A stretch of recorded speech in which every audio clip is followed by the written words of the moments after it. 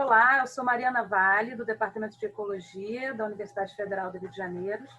Bem-vindos a mais um seminário em Ecologia, parte de uma disciplina que está sendo ministrada durante o período letivo excepcional de 2020. No seminário de hoje, nós vamos ter a apresentação do professor Marcos Vinícius Vieira, que é do nosso departamento.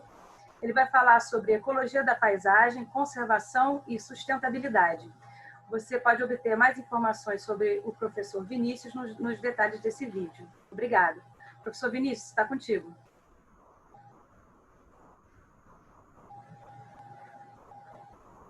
Olá, eu sou o professor Marcos Vinícius e venho falar um pouquinho hoje sobre o que seria ecologia de paisagens e os conceitos, o que é isso, o que é essa área de conhecimento, de estudo que está ligada à ecologia, mas também à geografia, e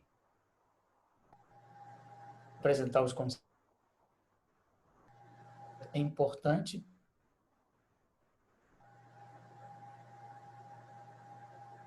sobre a biodiversidade, sobre as paisagens, né? Obviamente, sobre a natureza. Vou compartilhar com vocês aqui alguns slides para a gente começar a falar sobre esse assunto.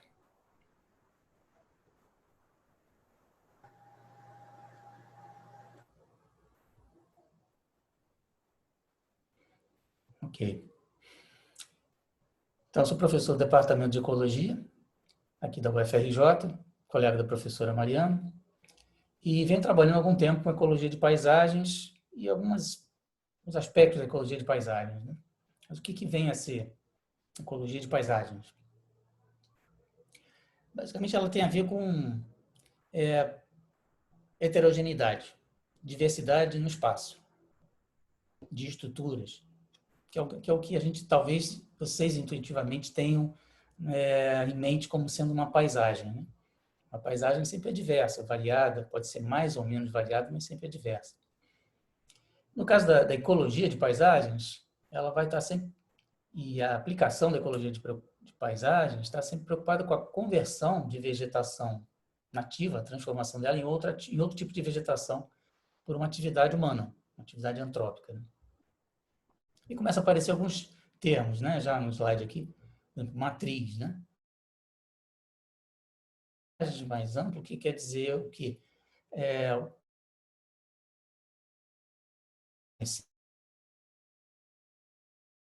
ação humana que cortou essa mata aqui ao redor, onde vocês devem estar vendo no meu cursor, né? Sobre esse fragmento, esse remanescente de vegetação de floresta aqui, e uma área aberta onde deve acontecer um plantio, né? Ou essa outra área onde tem substituição de florestas por pastos, né? Então você tem uma matriz onde ficam inseridos remanescentes de floresta, né? E as questões que a ecologia de paisagem vai tentar entender nessa paisagem heterogênea, como que organismos, processos do ecossistema, né? Fluxos de matéria, energia, como é que eles se mantêm, como é que eles acontecem nessas paisagens. Então, central para entender a ecologia de paisagem, um pouquinho de definições, né? É entender o que é paisagem, está no nome, né? Pode parecer óbvio, mas às vezes não é tanto. Tem uma centena de definições de paisagem na literatura. Eu recortei, escolhi uma, que é do colega aqui, Jean Paul Metz, que é professor da USP, uma referência em ecologia de paisagens, né? Pode ser um pouco técnica, né? Mas dentro dela tem algumas chaves aqui, termos que caracterizam, né, o que é essa ecologia de paisagens. Um mosaico heterogêneo, sublinhado, formado por unidades interativas. O que será isso? Abstrato. Segundo um observador e uma determinada escala de observação. Então, tem heterogeneidade de um mosaico e tem escala de observação. Mas também tem o observador. É ele quem define o que é escala, o que é unidade, o que são ele que interpreta, né, o que é a paisagem, né? Então, na ecologia de paisagens, esse observador, frequentemente é o homem, na geografia principalmente, e os geógrafos tendem a ver sempre do ponto de vista humano, enquanto que os ecólogos, biólogos, tendem a ver a ecologia de paisagens também, não só do ponto de vista humano, mas também do ponto de vista de organismo, animal, planta, micro-organismo, de organismos que não homem, né? Talvez essa seja a diferença maior da ecologia de paisagens dos geógrafos e dos ecólogos, né? Mas essa definição, falando um pouquinho do Jean-Paul Metzger, ela é geral e tende a atender as duas áreas. Então, aqui eu tenho uma paisagem. Uma foto do Google Earth, uma paisagem aqui da região do Cachoeira de Macacu, estado do Rio, da Pimirim.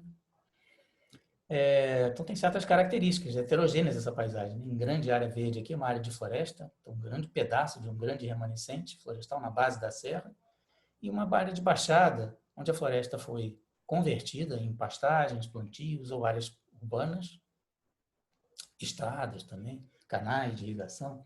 Então, é heterogêneo, né? Contrastando uma paisagem logo do lado, ou um recorte logo do lado, abaixo.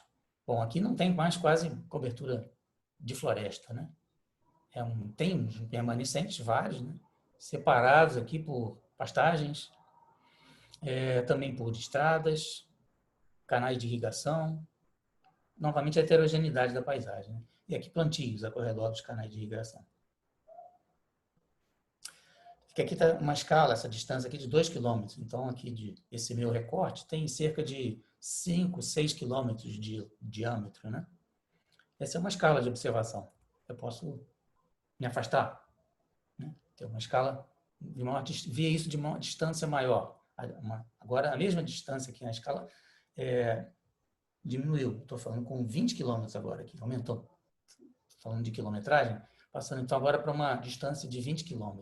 Está aqui os mesmos recortes que eu olhei antes, mas agora olhando de cima, né? Se eu fosse medir a quantidade de floresta aqui, eu diria que tem muita. Nesse outro quadrado tem pouca. E nesse grande quadrado, nesse grande recorte que eu fiz agora, tem um valor intermediário, mas tem bastante área de cobertura florestal aqui. Então, a minha mesma medida, quantidade de floresta, vai variar em função da escala que eu escolher. Essa é uma questão importante na ecologia de paisagem, né? Os fenômenos, o que você estuda, depende da escala que você está analisando.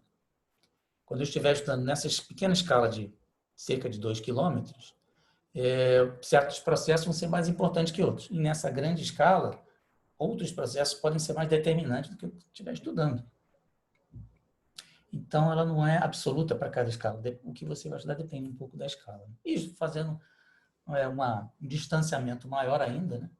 Agora, olhando aqui parte do estado do Rio de Janeiro, onde eu vejo a Serra do Mar toda, e vejo que aqueles meus recortes faziam parte da Serra do Mar. Os fragmentos estão aqui, aqueles pequenos remanescentes florestais estão aqui nessa parte de baixada. E tem os municípios grandes como referência aqui, Nova Friburgo, Petrópolis, Rio de Janeiro. Novamente, é efeito de escala. E como a gente estuda, as coisas vai depender muito da escala que a gente escolher. Então, já introduzindo aqui, tentando relacionar um pouco esses termos, os conceitos aqui principais de ecologia de paisagem, principalmente relativos à paisagem, né, que a gente mede na paisagem mesmo, diretamente, né, aquelas fotos que eu mostrei para você, aquelas imagens de satélite, tem a ver com a composição e configuração, essas caixinhas em azul aqui. Então, isso aqui é o que a pessoa vai pegar da imagem de satélite e vai trabalhar essa imagem para medir. Quantidade de um certo habitat, pode ser floresta, se você chamar de habitat a floresta toda, né? Mas habitat pode ser outra coisa, né? Depende do que você definir. Mas é a quantidade dele, qualidade, você pode analisar a qualidade da floresta e também do que não é habitat, ou do que está na matriz onde esses fragmentos remanescentes florestais estão inseridos, né? Falando aqui da Mata Atlântica. E muito importante também quanto de borda, ou área de interação entre matriz e vegetação nativa existe. A borda tem várias características que são intermediárias, a borda está dentro do fragmento, ou no contato do fragmento com a matriz, mas ela não representa mais uma floresta original. Então, a borda é sempre uma questão importante em paisagens, porque ela é um ambiente intermediário, alterado, originário da floresta original, mas não é mais. E configuração, que é composição. E configuração. Se essas manchas, nome técnico mais geral, para os remanescentes florestais, para os fragmentos, se essas manchas estão agrupadas, se elas estão espalhadas, esse é o grau de fragmentação. O tamanho, o isolamento dessas manchas, pequenas, grandes, variam muito, quanto variam. E se existem pontos de ligação entre elas, né? Mas isso depende muito aqui, desse outro lado.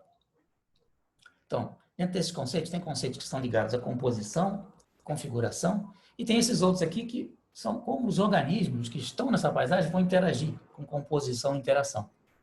Então, depende de como eles escolhem ou encaram esses hábitats que sobraram, como é que eles se selecionam, e como é que é a capacidade de movimentos dele entre essas manchas que sobraram, né? Pensando em organismos que dependem desses hábitats, dessa floresta original para persistir, para sobreviver. Isso tudo, esse conjunto, essas habilidades dos organismos interagem, são afetadas pela composição, pela configuração, e no final, as setas todas convergem no final para a conectividade, essa medida chamada conectividade da paisagem, que é o grande conceito-chave, talvez eu diria, da ecologia de paisagens. É o quanto que a paisagem permite conexão entre diferentes partes dela, para os organismos, para os processos, não só para os organismos, para os processos, fluxo de matéria, energia, reciclagem de nutrientes. Quanto que a paisagem, então, tem conectividade. E as questões todas que a gente vai falar ao longo dessa apresentação que eu vou falar, no final, elas se amarram sempre com conectividade. Como é que a gente mantém ou aumenta a conectividade numa paisagem, apesar do uso humano, do uso econômico, do uso da terra. Tem uma conectividade que é chamada estrutural, que as duas coisas estão ligadas, estão conectadas, né? Então, tem dois pedaços, dois pontos de floresta e tem um corredor, uma ligação florestal entre eles. Eles estão conectados estruturalmente. Mas eles podem estar conectados não estruturalmente, mas funcionalmente. Então, essa conectividade funcional é muito importante. Ela resulta já da interação com os organismos que estão nesta paisagem. Então, nesse esquema aqui, eu tenho a mesma paisagem. Nos três lugares, os três esquemas A, B e C, tem a mesma paisagem. Só que são organismos diferentes aqui. No organismo A, ele é capaz de cruzar as distâncias entre essas manchas, né? Esses remanescentes florestais. Então, funcionalmente, apesar de estruturalmente desconectados, mas funcionalmente essas manchas aqui estão todas conectadas para esse organismo A. Já para o organismo B, só algumas delas, mas não todas. Tem dois blocos ou conjuntos que estão conectados, mas eles não estão conectados, porque esse organismo não consegue cruzar essa distância maior aqui. E esse organismo C tem mais dificuldade ainda, mais limitação de cruzar distâncias, então só dois pequenos blocos, mas tem fragmentos que ficam completamente isolados, não estão conectados a outros. Isso é conectividade funcional, depende do organismo, depende da capacidade dele de cruzar essas distâncias da matriz e da interação dele com a paisagem, né? Vou falar basicamente paisagem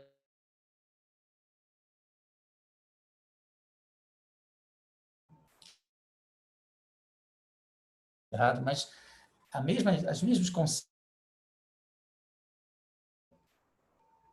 Então aqui eu tenho uma paisagem marinha, né? Aqui ó, região costeira, né? Tartarugas aqui, leões marinhos, baleias em regiões oceânicas mais profundas, né? Então tem hábitats diferentes aqui, tem regiões diferentes, a costeira, o oceano profundo. Organismos usam esses hábitats de maneira diferente e transitam nessa paisagem marinha, né? Tem características bem diferentes das terrestres, mas também os mesmos conceitos se aplicam. Se eu imponho aqui estruturas, uso marinho, uso desse ambiente marinho pelo homem, eu começo a criar uma heterogeneidade maior que esses organismos vão interagir, que vai afetar o movimento, ou a transição, ou a conectividade deles nesta paisagem. Então, usinas eólicas, como está representado aqui, né, potencialmente eólicas, né, no ambiente marinho, podem interferir com o movimento das tartarugas, né? Plataformas de petróleo, dutos de petróleo podem interferir, e o som, simplesmente, de grandes embarcações podem interferir com baleias, com o movimento de cardumes de peixes. Então, isso tudo são alterações na conectividade que ações humanas podem ter numa paisagem marinha. Eu trouxe esse slide de um artigo só para mostrar que as mesmas ideias, composição, configuração de habitat, está presente quando você fala aqui das seascapes, paisagens marinhas, sea, né, de mar, né, em oposição a landscapes, né, paisagens terrestres. As condições ambientais são particulares, bastante importantes no ambiente marinho, mas isso tudo vai afetar aqui o central, a conectividade da paisagem marinha. As mesmas ideias que eu vou que eu já apresentei de maneira geral, e eu vou apresentar durante o resto da apresentação para ambiente terrestre, valem também para ambientes marinhos e aquáticos em geral. Entrando na questão, uma das questões centrais simples de paisagens e de entender paisagens, que tem a ver com a quantidade de hábitats, são os efeitos de você perder ou fragmentar hábitats, vegetação nativa, né, que contém hábitats para uma variedade de organismos. Você perdeu ou fragmentar essa vegetação. Qual o efeito disso nas paisagens? Então, aqui isso que seria uma vegetação de não bloco grande, né, e você tem perda simplesmente. Bom, normalmente, essa perda de cobertura,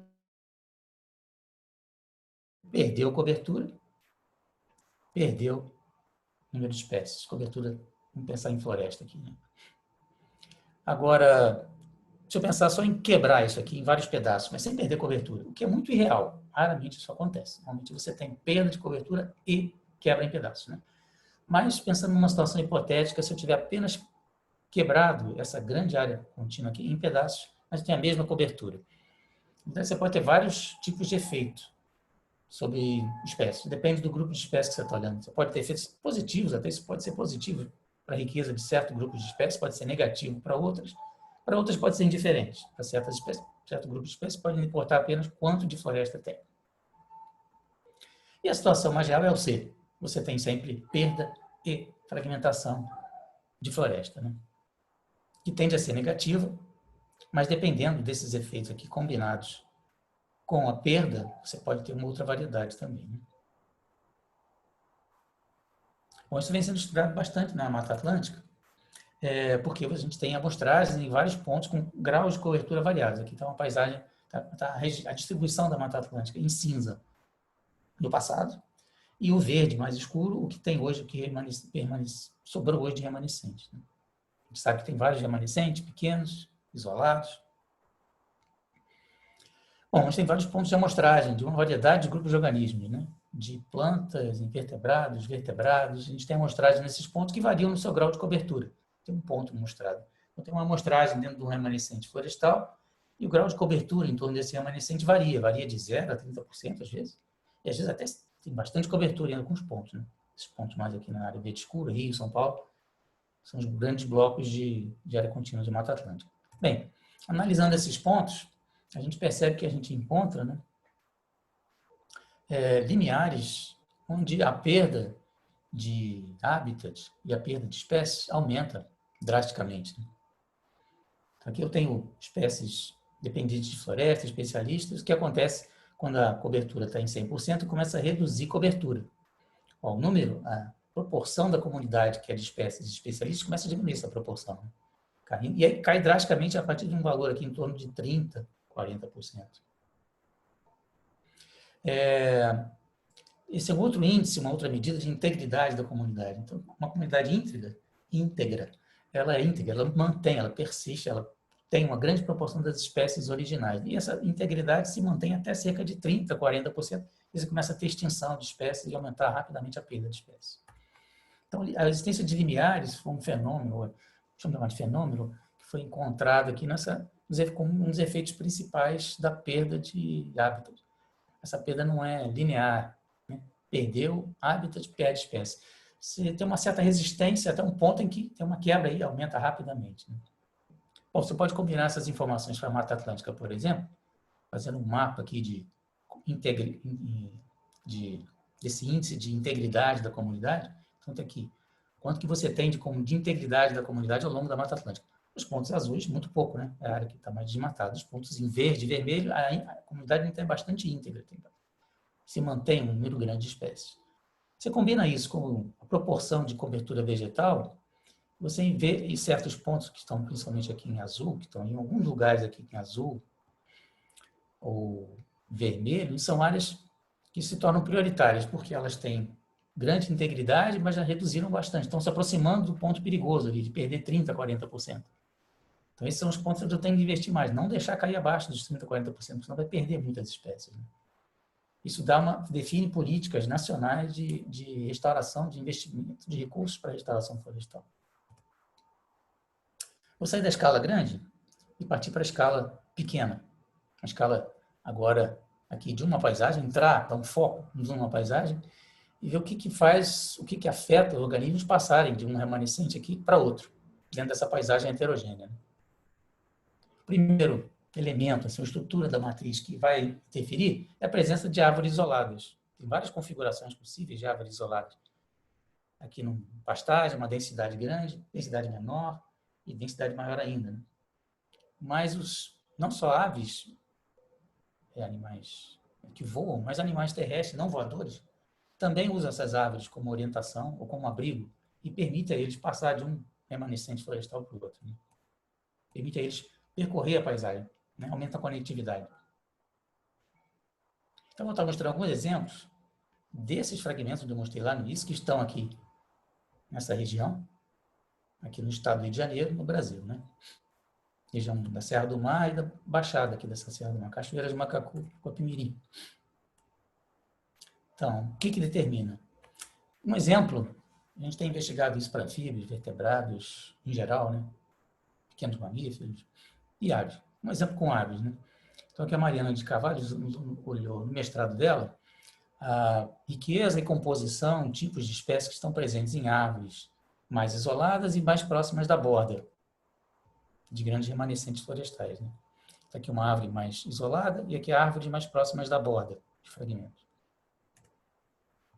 Então, a riqueza de espécies próxima à borda, né, é maior. Aqui a riqueza de espécies, número de espécies mesmo, aqui na borda. Mas nas árvores isoladas é bem menor. Então, essa aqui eu tenho 26, aqui eu tenho 15, 16 espécies. Né? Mas se você olha a diversidade de funções que essas espécies fazem, né?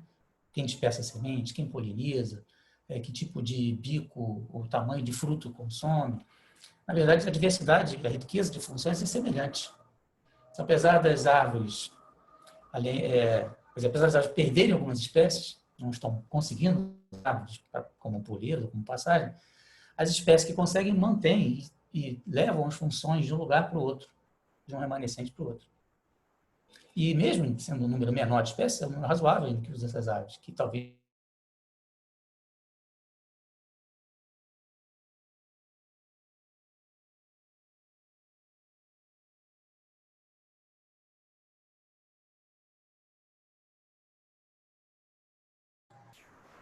Marquinhos, desconectou. Caiu, né? Caiu. Vamos voltar? Uhum. Então, acho que naquele slide, no slide que você estava discutindo agora, você pode compartilhar novamente. Ok. Tá? E eu nem vou cortar isso aqui da gravação, não. Vamos manter. Foi curtinho.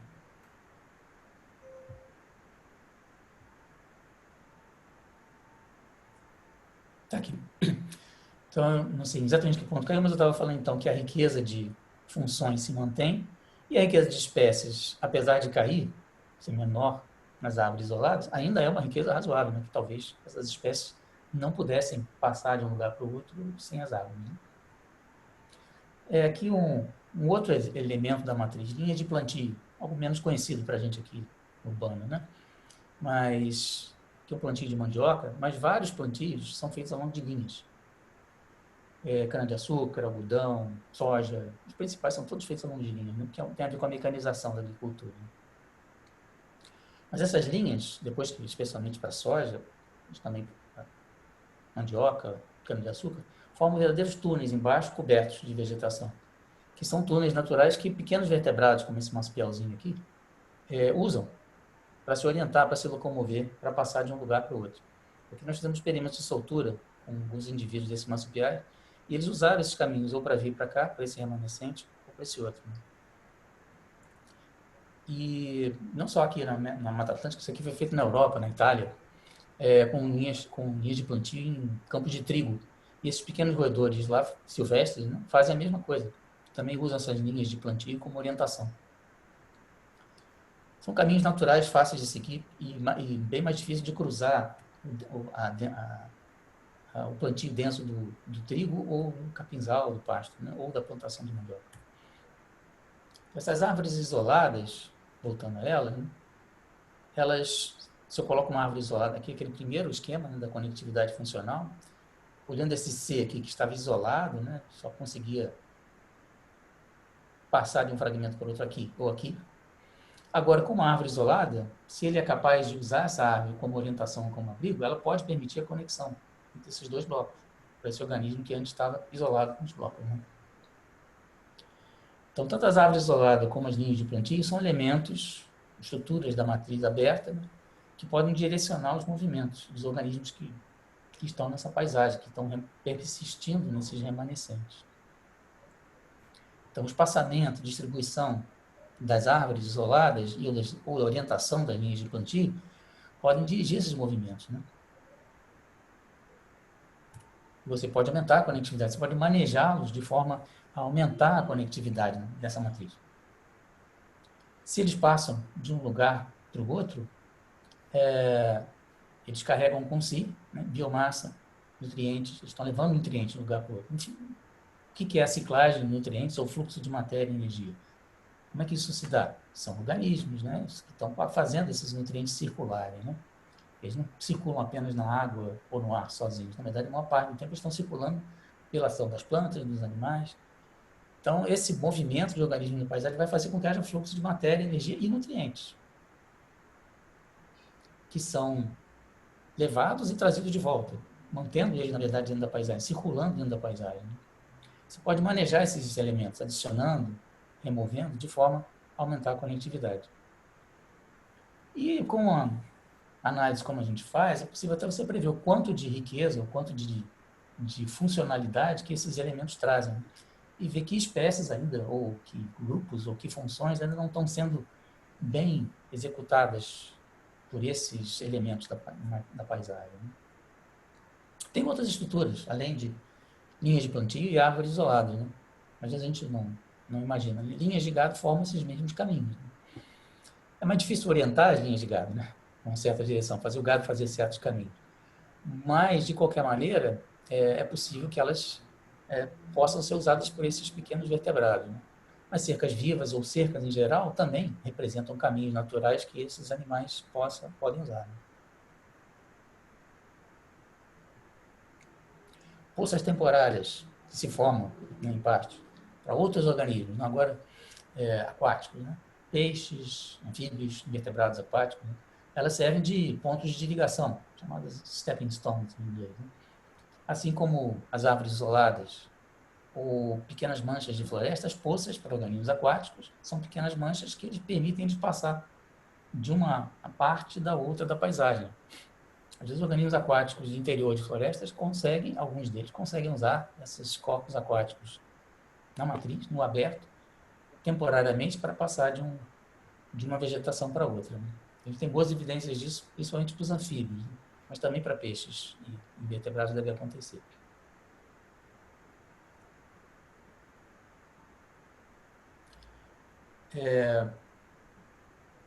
Voltando àquele meu esquema inicial dos conceitos de ecologia de paisagem, né, e afins. Então, está aqui novamente a composição da paisagem, quantidade, qualidade do hábitat, o que tem de matriz, o que tem de borda, né, na matriz, e a configuração.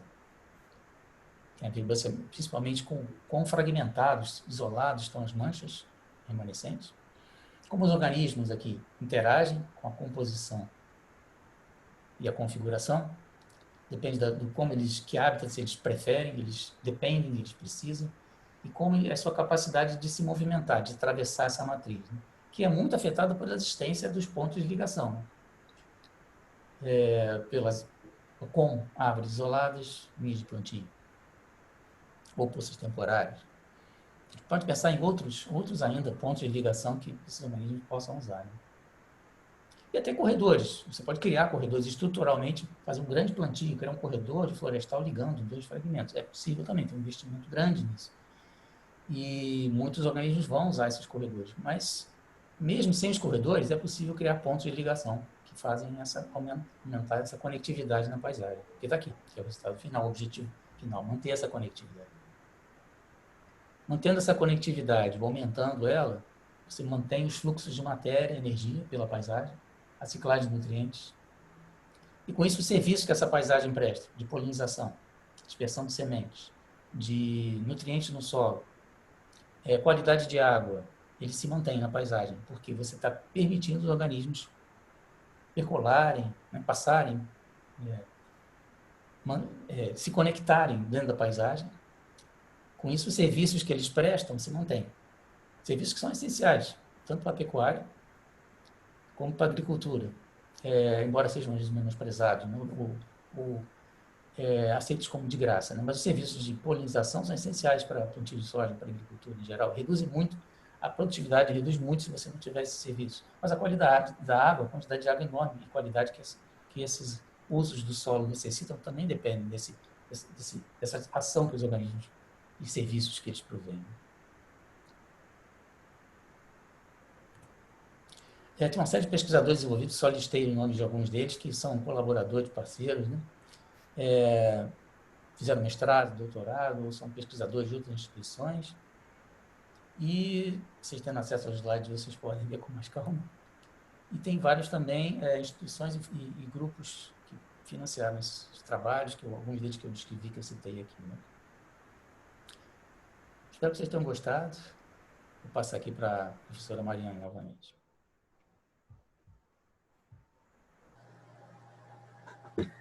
Muito obrigado, professor Marquinhos. O professor Marcos Vinícius, como eu disse, é do nosso departamento. E ele vai fornecer materiais complementares e atividades que estão disponíveis para os alunos que estão inscritos na disciplina. Se vocês gostaram desse vídeo, por favor, não esqueçam de dar o like. Obrigada.